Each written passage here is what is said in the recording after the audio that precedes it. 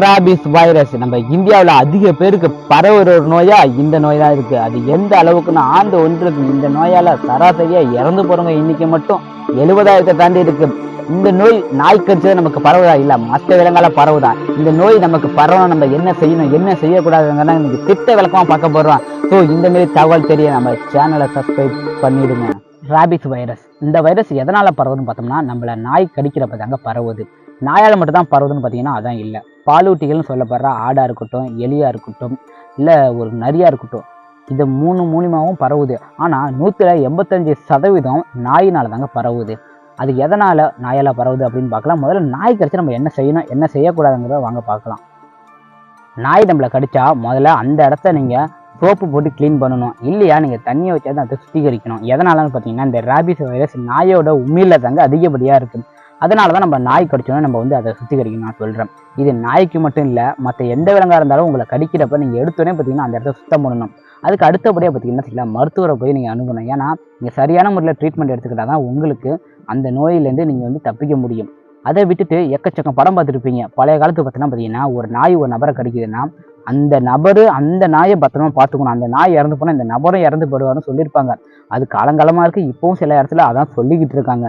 அதனால் ஒரு நாய் கடிச்சா நீங்கள் மருத்துவர்கிட்ட தான் போகணும். சரியான ட்ரீட்மெண்ட் எடுத்தால் மட்டும் உயிர் தப்பிக்க முடியும். அதை விட்டுட்டு இந்த நாயை கட்டி போட்டு நீங்கள் சோத்தை போட்டு வளர்க்குறது எந்த விதமான பிரயோஜனமும் இல்லை. அதுக்கப்புறம் இந்த ராபிஸ் வைரஸ்னால் என்ன அப்படின்னு பார்த்துக்கலாமா? ராபிஸ் வைரஸ், இந்த வைரஸ் பார்த்தீங்கன்னா நாய் உங்கள் தசைப்பகுதியில் கடிக்கிறதுல உங்கள் காலாக இருக்கட்டும் கையாக இருக்கட்டும் அந்த இடத்துல ஃபஸ்ட்டு பார்த்தீங்கன்னா ஒரு வலி ஏற்படும். அந்த இடத்த சுற்றி பார்த்தீங்கன்னா ஒரு செவந்தா மாரி இல்லை ஒரு செரியோ இல்லை சிரங்கோ இது போல் ஒன்று ஏற்படும். அதன் பின்பு உங்களோட நரம்பு பகுதி தாங்க இது எடுத்தோன்னே தாக்கும். இந்த நரம்பு பகுதியை தாக்குனதுக்கப்புறம் முதுகு தண்டு வளர்களை அதை தாங்க நேரடியாக தாக்கும். அதை தாக்குனதுக்கப்புறம் உங்களோட மூளையை இது தாக்கும். அதன் பின்பு நீங்கள் இறந்துருவீங்க. ஸோ மூளை காய்ச்சல் இதுதான் ராபிஸ் வைரஸ். இதை வந்து நம்ம வந்து 2 விதமாக நம்ம சொல்லலாம். மூளை காய்ச்சல் தான் இந்த மெயின் ரீசன் இந்த ராபிஸ் வைரஸ்னா. இதுலேருந்து நீங்கள் தப்பிக்க வாய்ப்பே இல்லை. இதோட சிம்டம்ஸ் அப்படின்னு பார்த்தோம்னா முதல்ல பார்த்தீங்கன்னா இந்த நாய் கடிச்ச இடம் பார்த்தீங்கன்னா ஒரு மாதிரியாக இருக்கும், ஒரு அருவிருப்பு தன்மை ஏற்படும். உங்களுக்கு பார்த்தீங்கன்னா ஒரு மாதிரியாக எப்போ ஸ்வரம் இல்லாத மாரியும் ஒரு டிஃப்ரெண்ட் ஆங்கிளில் இருக்கும் இந்த நாய் கடிச்ச இடம் மட்டும். அதன் பின்பு பார்த்தோம்னா உங்களுக்கு தொண்டை வலி, தலைவலி, ஜுரம் இது 3ம் ஒரே நேரத்தில் ஏற்படும். ஸோ இந்த 4 சிம்டம்ஸில் ஏதாவது ஒரு 2 இருந்தாலே நீங்கள் போய் டாக்டர்கிட்ட போயே ஆகணும். ஏன்னா இது ராபிஸ் வைரஸோட ஆரம்ப கட்ட நிலை.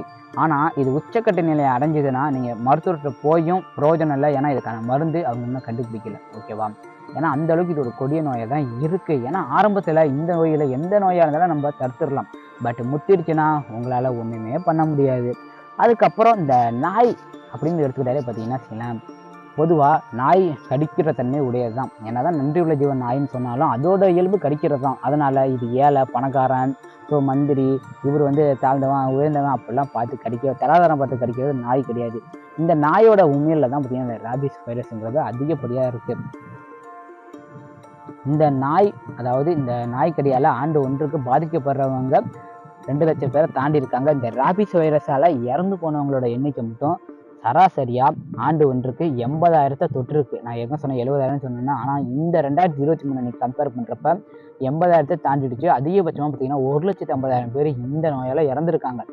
அதாவது 2022 கணக்கெடுப்புப்படி ஒரு நாளைக்கு சராசரியாக இந்த நாய்க்கடியால் இறந்து போகிறவங்க எண்ணிக்கை மட்டும் 78. ஆனால் இப்போ 2023 ஒரு நாளைக்கு சராசரியாக நாய்க்கடியால் இறந்து போகிறவங்க எண்ணிக்கை மட்டும் 200 தாண்டி இருக்கு. கிட்டத்தட்ட 20% இது அதிகரிச்சிருக்கு. இது எதனாலன்னு பார்த்தீங்கன்னா மக்களோட அச்சாக்கிறதே தனந்தாங்க. ஒரு நாய் கடிச்சதுன்னா வச்சுக்கலாம் போயிட்டு ஒரு ஊசி போட்டு வர கூட தோண முடியாது. அதை விட்டுட்டு வீட்டிலேயே அவங்க மஞ்சள் போட்டு வைக்கிறதுலாம் ரொம்ப தவறான ஒரு விஷயம். ஒரு நாய் உங்களை கீறினாலோ இல்லை அது பல்லு கீறினாலோ நீங்கள் போட்டு டாக்டர்கிட்ட சரியான முறையில் ட்ரீட்மெண்ட் எடுக்கணும். ஏன்னா இதெல்லாம் அதுக்கு தான் அவங்க படிச்சிருக்காங்க. அதனால தான் ராபிஸ் வைரஸ்ங்கிறது வந்து நிறைய பேருக்கு தெரிய மாட்டேது. ஃபஸ்ட் அதை நான் தெரியப்படுத்தணுங்கிறது இந்த வீடியோ கொடுத்துருக்கேன்.